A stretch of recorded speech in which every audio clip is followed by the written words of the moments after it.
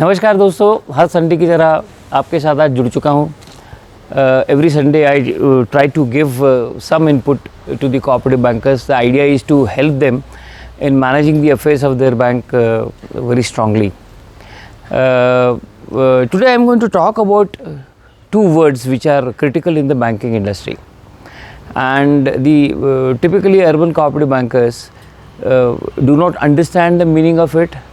उसका मतलब समझते नहीं है, उसको implement कैसे करना है ये उनको मालूम नहीं है. And the Reserve Bank of India as a regulator has been harping on that. Apart from the other regulators in the market like SEBI, IRDA, all these people are also talking of these two words which are very critical. हम ये सुनते तो ज़रूर है लेकिन उसके ऊपर काम नहीं करते हैं. अब ये शायद ऐसा नहीं चलने वाला है, क्योंकि आप जानते हैं कि रिज़र्व बैंक का इंस्पेक्शन का स्टाइल पूरा बदल गया है, और वो इन दो शब्दों पे जो मैं जिसके बारे में आपसे बात करने वाला हूँ उसके ऊपर कम से कम 100 सवाल बैंकों को पूछ रहे हैं. अब वो सवाल क्यों पूछ रहे हैं? उन्हें ये लगता है कि इन दो शब्दों का मतलब अगर अर्बन कोऑपरेटिव बैंक्स ने ढंग से नहीं समझा तो शायद जो एक वजह है जिसकी वजह से बैंकिंग में मिसमैनेजमेंट होता है, वो मिसमैनेजमेंट शायद कम हो जाए और बैंक सही तरीके से चले. The two words which I am talking about are corporate governance. Now you will ask me, ये corporate governance का cooperative से क्या संबंध है? How corporate governance is connected with the cooperative banks? Friends, let me tell you, corporate governance is an ideology, or the ideology of corporate governance is how a corporation behaves. उनकी अंदर वो जिस तरह से बिहेव करते हैं, काम करते हैं, उसको कॉर्पोरेट गवर्नेंस सीधी भाषा में कहा जाता है. अभी कॉर्पोरेट गवर्नेंस का अर्बन कोऑपरेटिव बैंकों के लिए मायने क्या है? तो ये मायने ज़्यादातर अधिकतर कब से शुरू होते हैं? जब सितंबर 20 में BR एक्ट अमेंड हो गया था और रिजर्व बैंक को पूरे पावर्स आ गए. हम लोग ड्यूअल कंट्रोल में नहीं है, ये पक्की बात ध्यान में रखो. As far as banking is concern, your registrar has no role in any banking matters, and therefore Reserve Bank of India is now driving towards three areas. One is risk management, second is compliance management, and this third one is corporate governance. आपके बर्ताव का तरीका क्या है, आप किस तरह से काम करते हैं, किस तरह से नियमों का और कानून का पालन करते हैं, और उसका रिकॉर्ड कीपिंग किस तरह से होता है, उसका रिपोर्टिंग किस तरह से होता है. ये हमारे यहाँ हम लोग इसके ऊपर ध्यान नहीं देते, इसलिए हमारे सिस्टम्स वीक हो जाते हैं. मैं एक सिंपल सा उदाहरण देता हूँ. बीच में मल्टी स्टेट कोऑपरेटिव बैंक जो है, उनके सेंट्रल रजिस्ट्रार ने एक नोटिफिकेशन निकाला. हाँ, 3-4 महीने पहले की बात है. क्या नोटिफिकेशन निकाला कि अगर आपके बोर्ड में कोई डिसीजन है और वो डिसीजन अगर यूनानिमसली नहीं होता है, यानी उसमें कुछ ऑपोजिशन आता है, तो उसको आपको रिकॉर्ड करना है. और ये जो बोर्ड मीटिंग हुई है जिसमें डिसीजन आपके खिलाफ इन द सेंस वो सब्जेक्ट के खिलाफ कुछ बंदों ने ओपिनियन दे दिया है. Few directors have ओपाइंड that this subject should not be done. Majority of the directors have said that it should be done. So that difference of opinion has to be recorded, and for multi-state bank the regulation is that they have to forward the copies of these minutes to the central register. ये क्यों आया? इस तरह से क्यों आया? हम लोग क्या क्लेम करते हैं कि हमारे यहाँ सब जो सब्जेक्ट्स है वो यूनानिमसली होते हैं. असल में होते हैं क्या? नहीं होते हैं. कुछ 4 या 5 बंदे ही सब्जेक्ट्स को ड्राइव करते हैं. अर्बन कोऑपरेटिव बैंक की यही कथा है, बैंक छोटी हो या बड़ी हो. There are 4 or 5 people who drive the bank, and that's where the Reserve Bank of India is raising objection. So it should be a team game and team effort.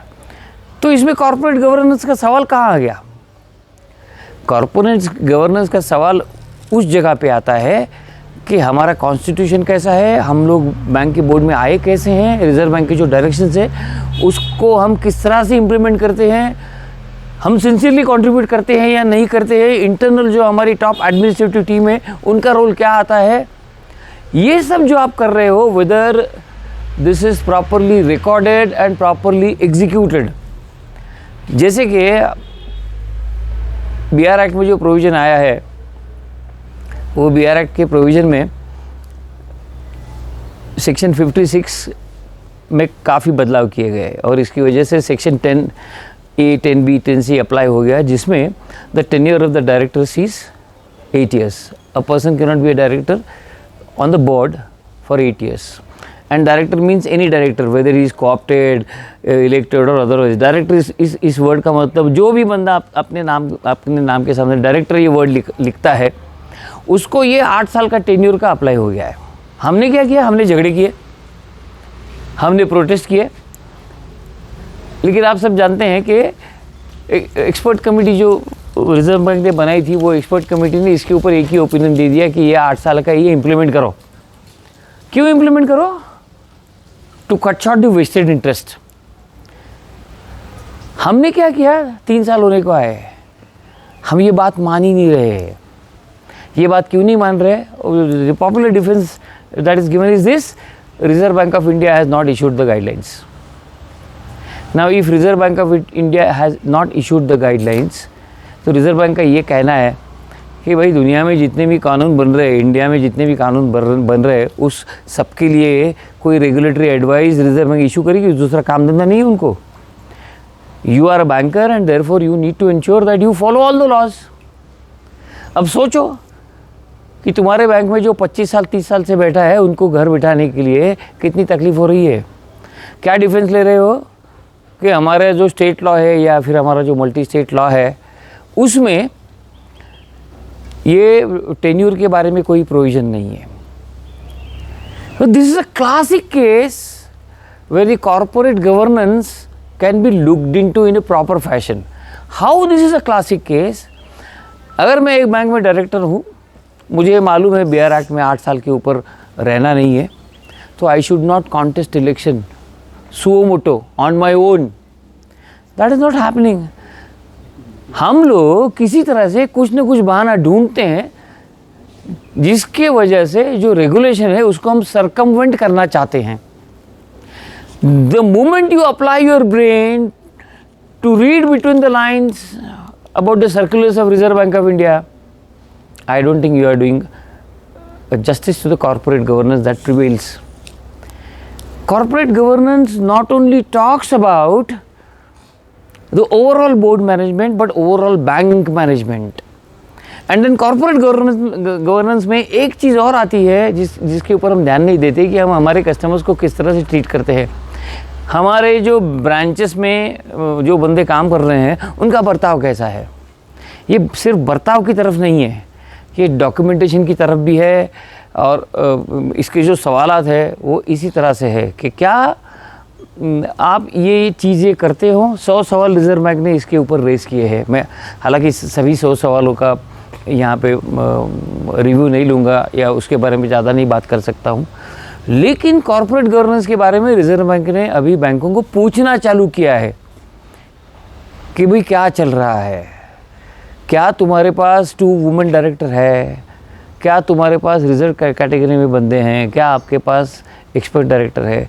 क्या आपके मिनट्स अच्छी तरह से रिकॉर्ड होते हैं? हम लोग minutes record करते हैं, लेकिन एक चीज़ हो जाती है उसमें, अगले बोर्ड में ये जो डिसीजन हुआ है बोर्ड का, उसका एक्शन टेकन रिपोर्ट हम सबमिट नहीं करते हैं।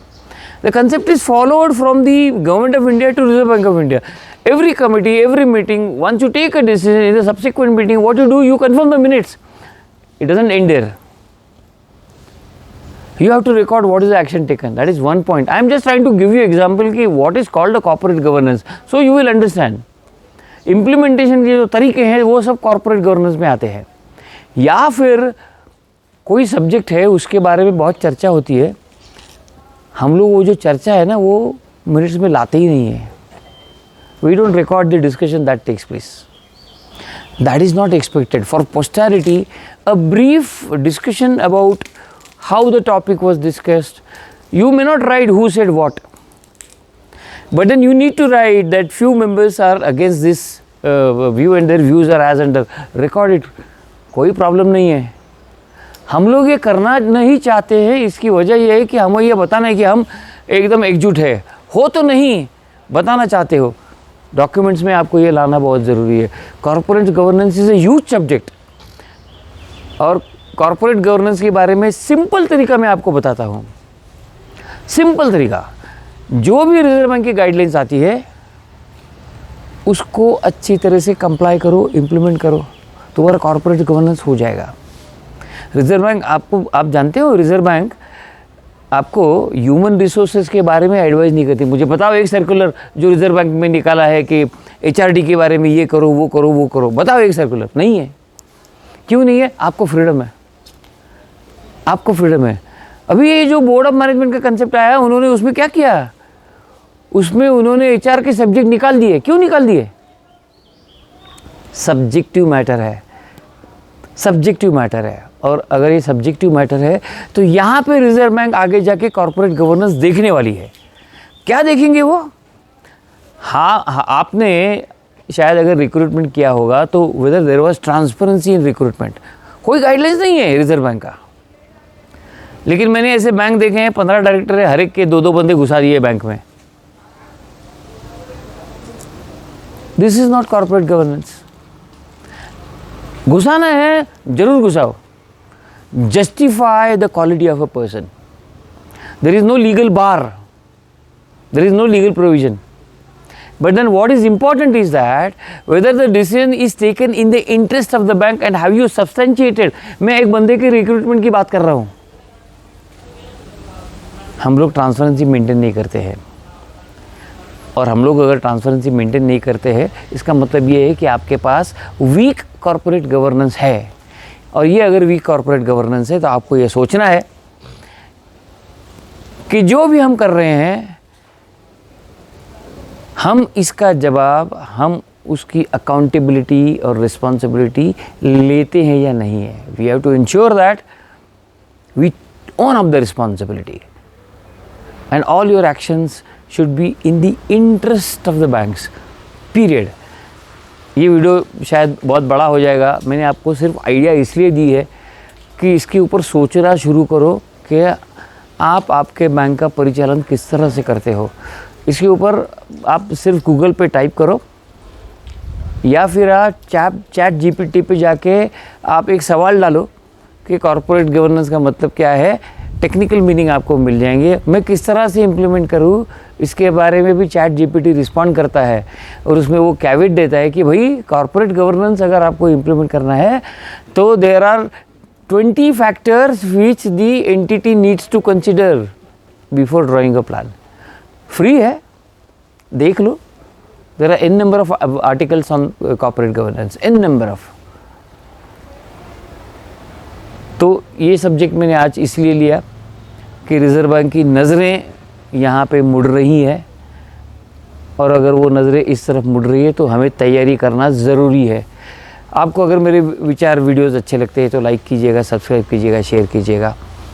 और मुझे लगता है कि मैं आपके जो रिस्पॉन्सेज आ रहे हैं उसके ऊपर काफ़ी सारे लोग सवाल पूछ रहे हैं, मैं जवाब देने की कोशिश करता हूँ। हर बार मैं हर एक को सेटिस्फाई नहीं कर सकता हूँ, but I try to respond to them so that sector remains strong and healthy. Thank you so much for watching. Thank you.